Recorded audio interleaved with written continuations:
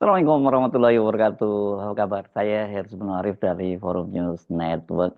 Kepala Desa Kohot, Arsin tampaknya akan segera menjadi tersangka pemalsuan surat tanah pagar laut di Tangerang. Badan Reserse Kriminal sudah memeriksa 4 orang saksi termasuk Arsin, istri, dan kakak iparnya, juga sekretaris desa. Dan rencananya dalam pekan ini atau paling lambat pekan depan itu akan melakukan gelar perkara untuk menetapkan siapa saja yang akan menjadi tersangka dalam kasus pemalsuan surat tanah itu. Polisi juga mengaku sudah mendapatkan setidaknya 2 alat bukti dan menemukan unsur pidana dalam pemalsuan surat tanah pagar laut. Dengan begitu, sebagai salah satu aktor utama, maksud saya sebenarnya bukan utama-utama banget ya, dia pemain di lapangan tapi yang sekarang paling menonjol gitu. Arsin ini ya on the way loh menjadi tersangka. Namun menariknya di tengah posisinya yang terancam dan dia kemudian sudah diperiksa polisi dan sebelumnya karena dikabarkan menghilang itu ada 400 orang warga yang membuat tim pencari dia gitu sebagai most wanted. Arsin ternyata tetap melakukan perlawanan karena sebelumnya kan dia dinyatakan bahwa dia menghilang dari rumahnya, tapi kata pengacaranya dia ada kok, masih ada di rumah gitu ya. Seperti dikatakan oleh pengacaranya, Arsin itu mengadukan sejumlah media online ke Dewan Pers karena telah difitnah, merasa telah difitnah dan media-media itu membuat berita hoax. Saya jadi teringat ini bagaimana Arsin menghindari wartawan dan kemudian para bodyguardnya atau wartawan menyebutnya para premannya itu sempat menghalang-halangi agar wartawan itu tidak bisa mewawancarainya. Wartawan itu menyebut para bodyguard sang kepala desa itu sebagai pas pamdes atau pasukan pengamanan desa. Ini kelihatannya pelesetan dari pas pampres, pasukan pengamanan presiden, karena saking ketatnya pengawalan terhadap Arsin ini. Menurut saya sebenarnya keren ini ya. Kalau Arsin menempuh jalur ke Dewan Pers, setidaknya dia atau pengacaranya paham prosedur, enggak asal main lapor. Ini kan kalau di zaman zaman sebelumnya sih, zaman eranya Pak Mulyono itu kan banyak sekali buzzer ini. Kalau kita salah ngomong dikit aja nih, ya di konten-konten semacam itu pasti langsung dilaporkan ke polisi. Ihwal Arsin melaporkan sejumlah media ke Dewan Pers itu disampaikan oleh pengacaranya Yunihar. Dalam keterangannya Yunihar mengatakan itu mereka telah menelusuri pemberitaan yang menyebar di media online dan mereka menemukan indikasi pelanggaran terhadap Undang-Undang Informasi dan Transaksi Elektronik atau ITE yang kemudian mendorong mereka untuk melaporkan kasus ini ke Dewan Pers.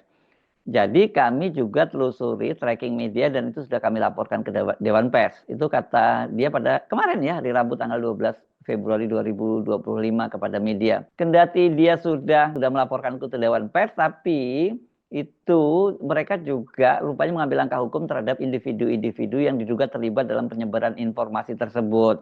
Dan itu semuanya masih dalam proses katanya. Yunihar menyatakan mereka itu tengah melengkapi bukti-bukti sebelum melanjutkan tindakan hukum. Berapa media dan siap media mana saja yang dilaporkan, Yunihar tidak memberikan angka pasti, namun dia memastikan bahwa lebih dari 1 media telah dilaporkan. Saya lupa tuh, nanti saya coba tanya lagi ke tim ya, tapi lebih dari 1 sih yang memang dari pemberitaannya jelas-jelas itu fitnah dan hoax kata dia. Yunihar menyatakan jumlah media yang terlibat itu tidak banyak, kemungkinan di bawah 10.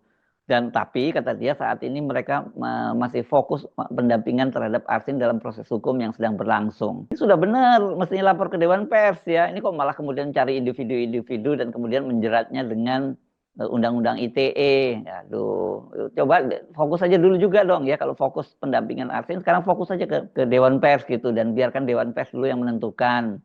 Ini kumaha ya Pak pengacara ya. Lepas dari upaya perlawanan yang dilakukan Arsin dan pengacaranya, tampaknya Arsin tuh nggak bisa lagi menghindar dari jerat hukum. Polri seperti dikatakan oleh Brigjen Juhandani itu menyatakan bahwa Kepala Desa Kohot, Arsin dan Sekretaris Desa Kohot, Ujang Karta telah mengakui bahwa mereka itu memalsukan surat izin palsu di area pagar laut Tangerang. Dan Arsin serta Ujang disebut telah mengaku bahwa sejumlah barang yang disita oleh penyidik merupakan peralatan atau merupakan alat yang digunakan untuk membuat surat izin palsu di lahan pagar laut Tangerang. Dan ini sudah kita dapatkan dari keterangan Kepala Desa maupun Sekretaris Desa yang juga mengakui bahwa alat-alat itulah yang digunakan untuk membuat surat palsu, kata Direktur Tindak Pidana Umum Bareskrim Polri Brigjen Pol Juhandani Raharjopuro. Ini dia menyampaikannya kemarin juga ya, hari Rabu tanggal 12 Februari 2025. Penyidik itu juga telah menyita sejumlah barang bukti yang digunakan oleh terlapor untuk membuat surat izin palsu di lahan pagar laut Tangerang. Hasil dari penggeledahan kami mendapatkan 1 unit printer, kemudian 1 unit layar monitor, keyboard, kemudian stempel surat desa Kohot, dan peralatan-peralatan lainnya yang kita duga sebagai alat untuk digunakan memalsukan girik dan surat-surat lainnya, kata Juhandani. Barang-barang itu disita oleh penyidik setelah menggeledah kantor Kelurahan Kohot dan rumah Kepala Desa Kohot Arsin, itu pada Senin malam. Dan kemudian penyidik juga menyita sejumlah kertas yang diduga merupakan kertas yang digunakan sebagai bahan pembuatan warkah atau surat perizinan lahan pagar laut Tangerang. Ini sempat terkejut juga kita kemarin ya, bukan hanya wartawan, tapi para penyidik itu ketika melakukan penggeledahan dan menyita barang-barang di rumah Arsin, itu sempat dihalang-halangi ya oleh para bodyguardnya itu dan juga oleh kakak iparnya.